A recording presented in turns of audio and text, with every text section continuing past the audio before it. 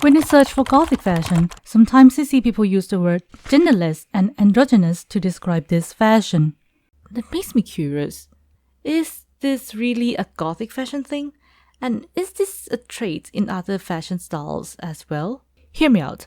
I have a reason why seeing this word in Gothic fashion articles is interesting. I mean, what do we think of when we talk about genderless fashion? Yup, mostly loose-fitting t-shirts and pants. Definitely not a soft, masculine outfit. Gothic fashion, on the other hand, seems to incorporate traditionally feminine elements in its design for people of all genders. And that's why we are going to talk about the genderless features in Gothic fashion today. A little bit of disclaimer, though this video is about Gothic fashion and its genderless features, doesn't imply that everyone who dresses in this style intends to look genderless. You might have heard me say this before, but I would like to mention it again. Gothic fashion is not equivalent to goth subculture, which is a music-based subculture. You don't have to be a goth to wear Gothic clothing. Similarly, not all goths dress in a Gothic manner. Also, when I mention in this video if something is masculine or feminine, it just means that we generally see the said gender wearing that sort of clothing and very rarely in other sex.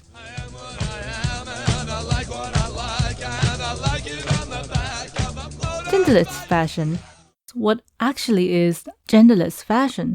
To put it simply, a genderless fashion can be worn by either men or women because clothing lack qualities that are typically associated with masculinity or femininity. The synonym of the word genderless is gender neutral. Both have very similar meanings. So, gender neutral or genderless clothing is a clothing that is not designed to be associated with either women or men. In reality, though, what is considered feminine or masculine is often a matter of perspective. Take high heels and skirts, for example. They weren't always seen as exclusively feminine in the past. Another common term for this type of fashion is androgynous, which may have a slightly different meaning when compared to genderless and gender neutral. Androgynous styles are partly male and partly female, which means mixing the elements of both gender. It doesn't make the clothing genderless, so to say, but rather a mixture of both. For the analysis of this video, we're going to focus mainly on traditional goth, Victorian goth, and cyber goth. I might mention other substyles throughout the video as well. If you want to learn more about the type of Gothic clothing or the differences between the word goth and Gothic, you can check out the videos in my Gothic collection album to get more ideas.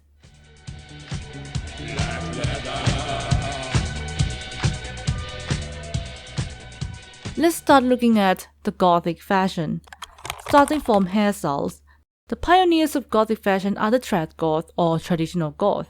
In the case of Gothic hairstyles, teased short hair has often been associated with traditional goth styles. Both men and women have embraced short hairstyles as part of their look.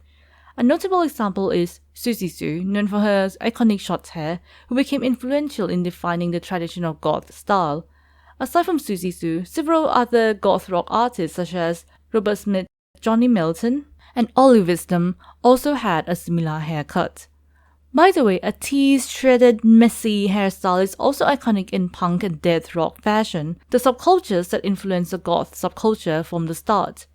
Aside from short hair, goth men with long hair are not rare, especially when you search for Victorian goth or tribe goth looks. Likewise, all cyber goths literally have the same neon dreadlock hair whether you are a male or female. This hairstyle is commonly known as cyberlocks. Even though goth hairstyles may seem similar and genderless on both sides of the spectrum, we still need to acknowledge that there are some exceptions. The most recognizable example is the vampire bangs, which are often worn by women rather than men. Makeup. If we were to talk about makeup 20 to 30 years ago, many people might say that makeup is a very femme thing, but hey, this is 2023, makeup is for everyone. Right? Yes, natural looks on men aren't something out of the ordinary nowadays, but mascara and colorful eyeshadow? I don't believe that there won't be people who walk past it without thinking that, the person is queer or looks feminine.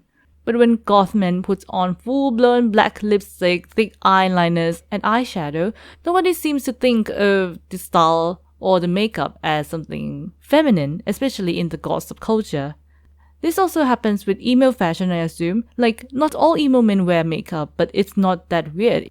For me, it is quite nice to see how the subculture treats makeup equally for every gender, to be honest. Next, the big part of the fashion, outfits. Now, let's talk about genderless fashion for a bit. It's kind of a hope and dream for many of us to just destroy the boundaries that divide masculinity and femininity. But in reality, what is seen as genderless is often something like this. When we search genderless clothing, we typically see loose-fitting styles that do not accentuate specific curves, so you cannot identify if this is for men or for women. Also, another problem of genderless fashion is the skirt, or the lack thereof. Though many genderless brands start to incorporate skirts into their collections, it is not common to see men in skirts. Actually, it is very hard to see a brand doing that from the start. Another thing worth mentioning is how difficult it is to visualize genderless clothing with laces and ruffles. This could explain why stereotypical genderless clothing appears to be a masculine outfit. Now let's go back to the Gothic clothes like this one, this one, this one, and these. Do you notice something? For Gothic fashion, both flowy, loose silhouettes and tight-fitting clothes are commonly found in both men and women. For people who love Gothic fashion, ruffles and laces are also suitable for men. A corset is another statement item of Gothic fashion. It is not common for god men to wear it, but even if they did, people would not think it weird and regard it as a feminine thing. Instead, they just think that this is a goth thing. Still, it's not like Gothic fashion is entirely genderless. Skirts are not something we usually see incorporated into goth men's outfit, including super short shorts. Now that we have discussed a lot of masculine clothes, let's take a look at the feminine side. Feminine Gothic clothes also incorporate traditionally masculine pieces into the look, like Victorian tailcoats, military jackets, or vests. These Victorian tailcoats and vests may only be suitable for good old gentlemen in the past, but not nowadays. I think one reason why Gothic fashion can be, genderless or androgynous is because this fashion, the Gothic fashion, took inspiration from the Victorian era and the era before it, where the ruffles are not seen as something exclusively feminine. Now, accessories. While certain Gothic accessories like lace chokers and lace gloves have been associated with women, many other Gothic accessories can be worn by anyone of any gender. Gothic fashion places a significant emphasis on accessories. So it is not uncommon to see men wearing accessories like rings, earrings, necklaces, and chokers as well. The last part, shoes.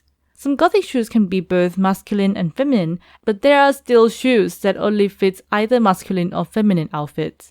If you want to dress genderless in a Gothic way, you can always opt for a pair of nice black Gothic boots, as this can be seen on any goth. The height of the platform doesn't really make the outfit more masculine or feminine in Gothic fashion, by the way.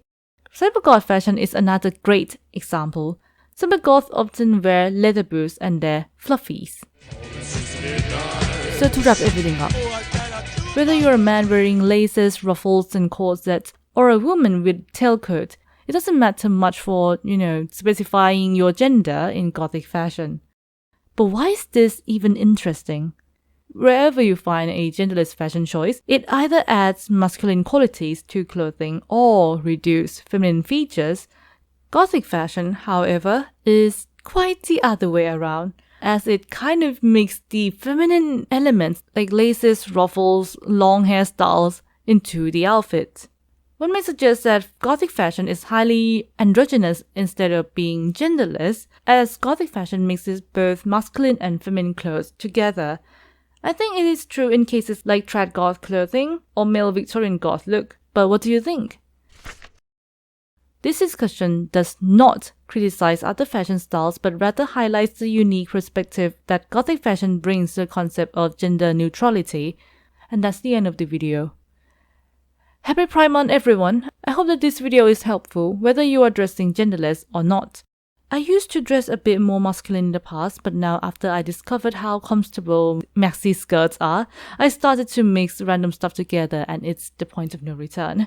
What about you? Do you have any preferences? Thanks for being here. Have an amazing month and I hope to see you on the next journey.